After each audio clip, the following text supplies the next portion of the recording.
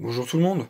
Comme je vous avais promis la reproduction, enfin la multiplication d'un MLS d'Europe, vous faites pas noter ce qu'il y a, j'avais le graines de pomme, mais c'est ce qu'il y avait dedans, mais je les ai jetés. Donc ça, c'est la branche d'un MLS d'Europe. Donc je vais faire la même chose que j'ai fait pour le pain sylvestre et le séquoia. Donc on va voir si ça fonctionne. Logiquement ils disent que le bouturage ça fonctionne pas. Le bouturage sur le pain sylvestre et le séquoia ça fonctionne. Mais là-dessus, on ne sait pas. Donc on va voir ça. Si ça fonctionne très bien, si ça fonctionne pas, bah c'est pas grave. Moi j'aurais essayé et je le saurai. Et puis je vous ferai une vidéo pour le dire. Et si jamais ça fonctionne, tant mieux. Pour reconnaître une bande de une branche de la Rix Decidua, donc Mélès d'Europe, c'est le nom latin, vous pouvez remarquer. Attendez, je vais mettre l'autofocus. Des petits bourgeons. Bien globuleux. Vous voyez, avec un aspect un peu vieilli. Vous voyez, ça ressemble à peu près à ça. Donc voilà. Donc je l'ai mis dans de l'eau. Et on verra bien ce que ça donne le résultat au bout de 2 semaines.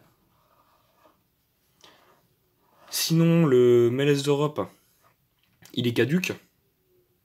Donc c'est un des rares conifères qui perd ses aiguilles en automne.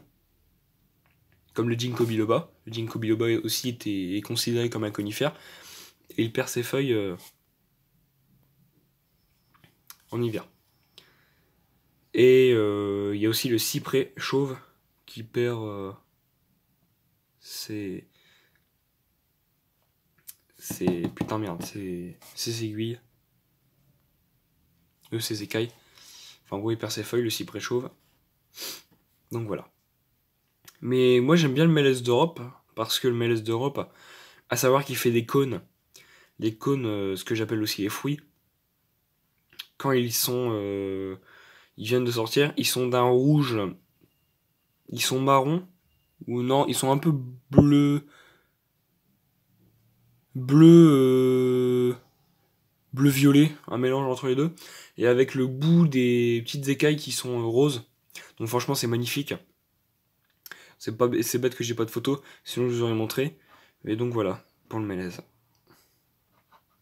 Donc bah on verra bien au niveau du pain sylvestre, du séquoia d'Andron Gigantum et du Larix Decidua, si tout ça a fonctionné. Donc voilà. Donc voilà, j'espère que cette petite vidéo vous a plu. Si ça vous a plu, n'hésitez pas à liker, partager, commenter. Et moi je vous dis bye pour le prochaine vidéo. Salut tout le monde, c'est YouTube.